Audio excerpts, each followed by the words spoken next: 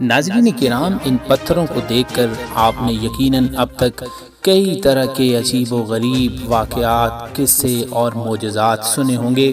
جو آپ کو آپ کے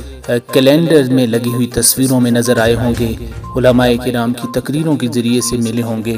کہ ان پتھروں کا، یہ جو پتھر ہوا میں معلق نظر آتے ہیں، ان کا واقع معراج کے ساتھ کوئی تعلق ہے کہ جب رسول کریم صلی اللہ علیہ وسلم معراج پہ جا رہے تھے تو یہ پتھر بھی آپ کے ساتھ جانا چاہتے تھے اور اسی لیے وہ پتھر اب تک ہوا میں معلق ہیں۔ یہ رسول کریم صلی اللہ علیہ وسلم کا ایک معجزہ ہے۔ لیکن آپ کو حیرت کی انتہا نہ رہے گی کہ آپ کو جتنی بھی یہ باتیں بتائی گئی یہ بے معنی اور من گڑت تھی، ان کا واقعہ معراج کے ساتھ کوئی تعلق نہیں، نہ ہی یہ پتھر ہوا میں معلق ہیں۔ آج ہم آپ کو ان پتھروں سے متعلق ایسے عجیب اور ایسے انکشافات سے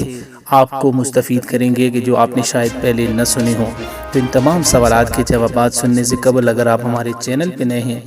تو چینل کو لازمی سبسکرائب کریں۔ تو ناظرین کرام، ابھی تک کی انفارمیشن کے مطابق یہ پتھر جو واقع معراج کے ساتھ منسوب ہیں تو ایسا کچھ بھی نہیں ہے، بلکہ فی الحقیقت یہ پتھر نہیں بلکہ فائبر کے بنے ہوئے یہ دو ڈیکوریشن پیس ہیں، اس کے سوا کچھ بھی نہیں۔ یہ دو سیمپل ہیں جو صرف اور صرف ڈیکوریشن، خوبصورتی کے طور پہ لگائے گئے ہیں،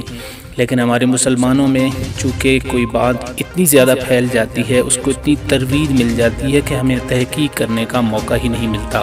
تو ناظرین کرام، ان پتھروں کو غور سے اگر آپ دیکھیں